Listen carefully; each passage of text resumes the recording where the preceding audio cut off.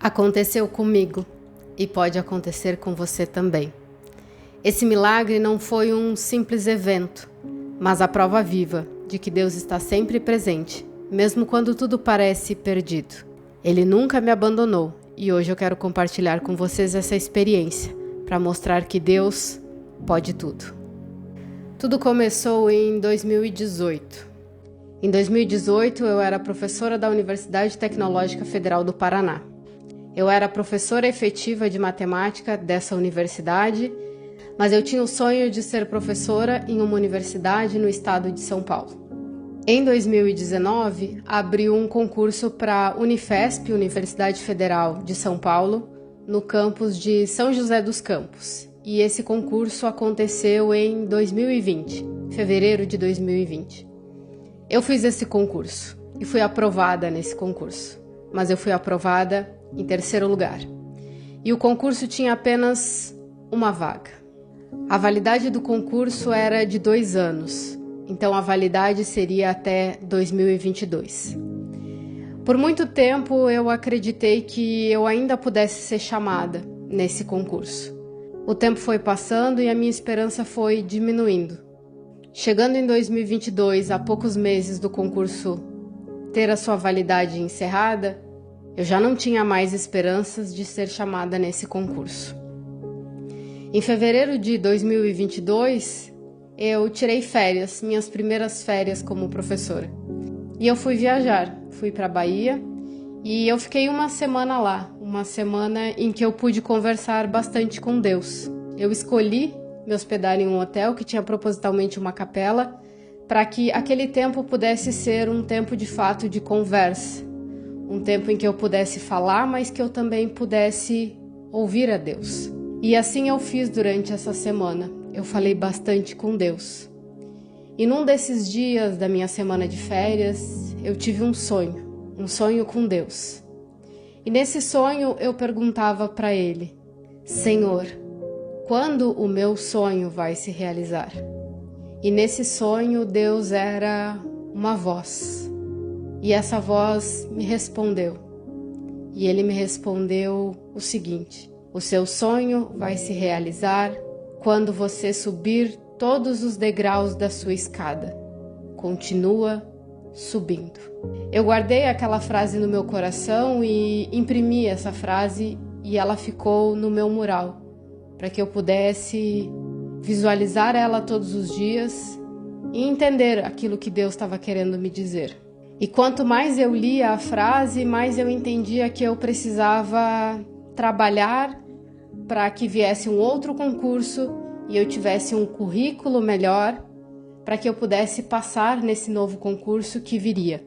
E como professora de Universidade Federal, uma das coisas que mais melhora o nosso currículo é fazer artigos, publicar artigos. Então eu comecei a me dedicar bastante a fazer pesquisa e publicar artigos.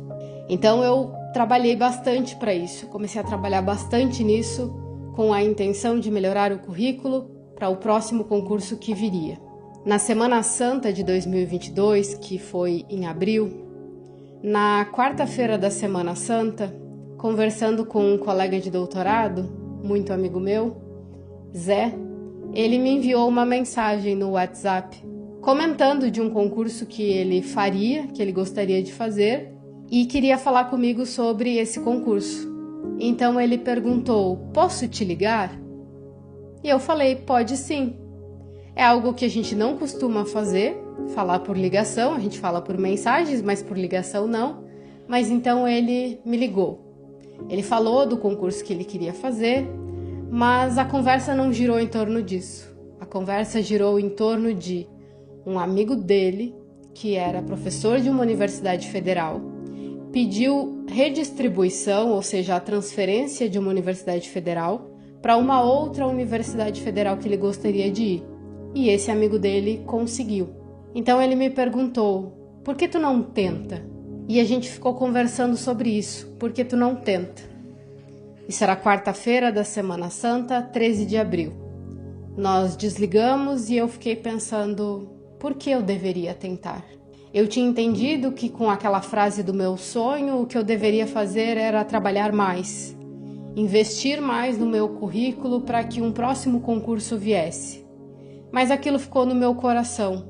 Por que eu não tento? Fiquei com isso, mas eu não fiz nada a respeito nesse mesmo dia. No dia seguinte, quinta-feira da Semana Santa, eu fui até a missa e quem presidiu a missa foi o bispo. E o bispo então fez uma reflexão que aquela era a noite em que Jesus seria entregue e que os apóstolos não foram capazes de vigiar com Jesus. Então ele fez uma provocação e perguntou: será que nós somos capazes de vigiar com Jesus? Eu fui para casa naquela noite e fiquei pensando sobre isso, sobre vigiar com Jesus na noite em que ele seria entregue. Então eu decidi que eu vigiaria com ele. E a minha vigília com Jesus seria acordar às 3 da manhã, porque ele foi entregue antes do amanhecer da sexta-feira. Eu decidi que eu levantaria às 3 da manhã para vigiar com Jesus. E assim eu fiz. Eu levantei, eu fui para a sala da minha casa, eu acendi uma vela, eu deixei a luz da sala desligada e a luz do quarto ligada. Então era uma luz que vinha mais ao longe e eu fiquei de joelhos. Eu rezei várias orações conhecidas, rezei o terço da Divina Misericórdia. Depois de rezar algumas dessas orações conhecidas, ainda de joelhos e com os meus olhos fechados, eu comecei a pronunciar a frase incansavelmente: o Senhor não precisa de mim, mas eu estou aqui. O Senhor não precisa de mim, mas eu estou aqui. E enquanto eu pronunciava essa frase incansavelmente, com uma frase que surgiu na minha cabeça, eu entendi que Deus falou comigo. E essa frase dizia: o tempo se cumpriu. Eu abri os meus olhos, olhei em volta e perguntei: que tempo? O que se cumpriu? Fechei os meus olhos novamente, mas eu não obtive resposta nenhuma. Apenas essa frase: o tempo se cumpriu. Na sexta-feira da Semana Santa, eu decidi que eu enviaria um e-mail para a Universidade Federal do ABC, perguntando se eles tinham interesse em uma redistribuição.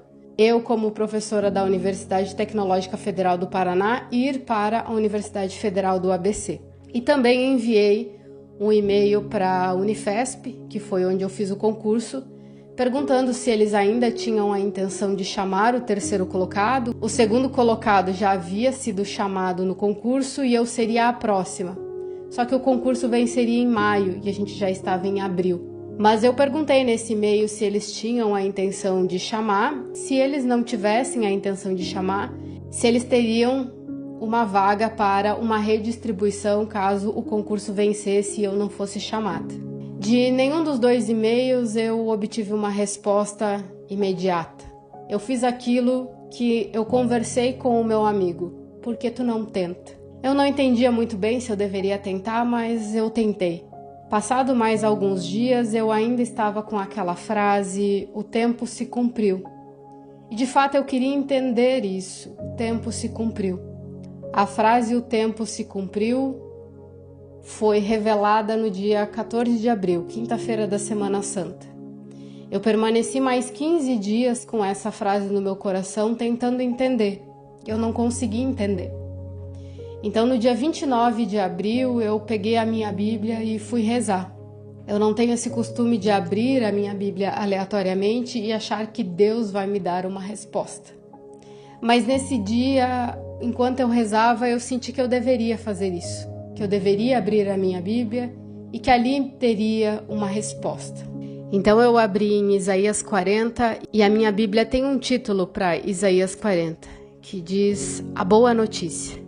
E ele começa dizendo o seguinte: consolai, consolai meu povo, diz o vosso Deus. Falai ao coração de Jerusalém, gritai-lhe que seu serviço se cumpriu. E novamente eu pensava sobre as frases: o tempo se cumpriu, o serviço se cumpriu. E eu novamente pensava: que tempo que se cumpriu, que serviço que se cumpriu. A partir desse dia, que foi 29 de abril, eu comecei a sentir que algo muito bom me aconteceria. Eu não sabia explicar o que era e eu também não sabia explicar quando aconteceria, mas eu tinha uma certeza de que aconteceria. Então, no dia 2 de maio, eu resolvi levantar às 3 da manhã para agradecer, para rezar e agradecer aquilo que de bom me aconteceria, mesmo sem saber quando, mesmo sem saber se demoraria. E o meu propósito era levantar às 3 da manhã para rezar pela boa notícia até que ela chegasse ou por 30 dias. Então, no dia 2 de maio, eu levantei pela primeira vez, no dia 3, no dia 4 e no dia 10 de maio, que foi o 9º dia, que eu rezei às 3 da manhã, eu recebi no dia 10 um e-mail da Unifesp, convocação para exames. Quando eu vi aquele e-mail, eu não conseguia abrir. Eu simplesmente ajoelhei no chão e chorei. E antes que eu pudesse ligar para qualquer pessoa, que eu pudesse ligar para minha mãe para contar, que eu pudesse ligar para os meus irmãos, eu precisava falar com Deus, eu precisava entender aquilo que Ele queria me dizer com isso. Então eu peguei a minha Bíblia, fui para minha sala, acendi a minha vela, agradeci e perguntei com a minha Bíblia nas mãos: Senhor, o que Tu querias me dizer com tudo isso? E eu abri em Provérbios 8. E lá no meio de Provérbios 8 tem uma frase que diz: Amo os que me amam, e os que de madrugada me procuram, me encontram. Essa frase em Provérbios 8 é a sabedoria quem está falando, não é Deus. Mas eu entendi que para minha resposta, para o meu contexto, o que ele estava querendo me dizer era: quando você me procurar de todo o seu coração, você me encontrará.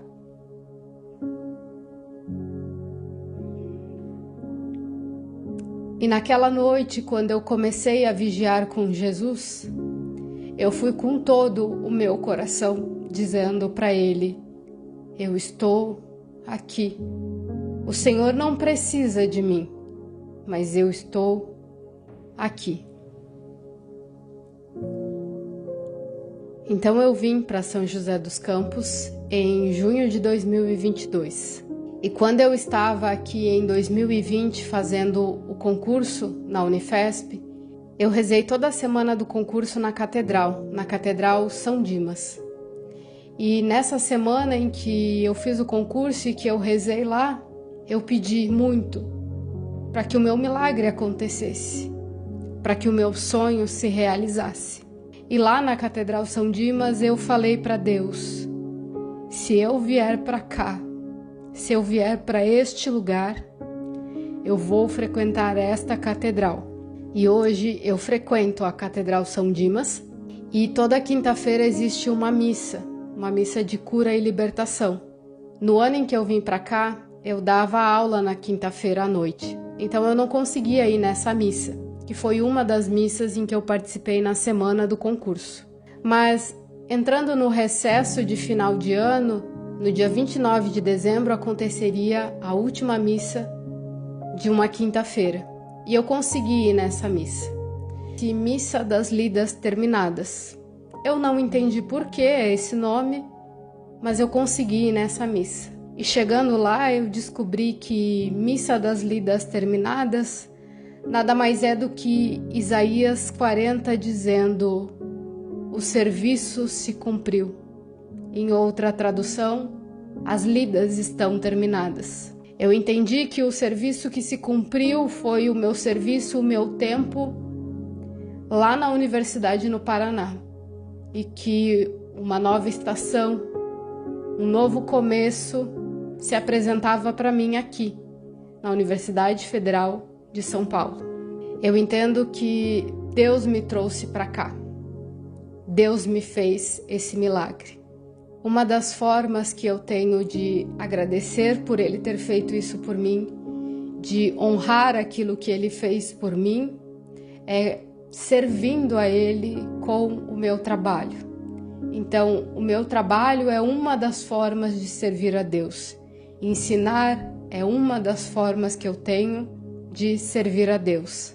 Esse canal do YouTube é também uma forma que eu tenho de servir a Deus. Entendo que Ele me chama para isso, para algo além da sala de aula, para que eu possa levar conhecimento, matemática, para aqueles que querem aprender. Quando eu vim para cá, para São José dos Campos, conversando com o chefe do departamento que me recebeu, ele mencionou que um dos motivos pelos quais eu fui chamada no concurso foi o e-mail que eu enviei, mostrando que eu tinha interesse em assumir a vaga.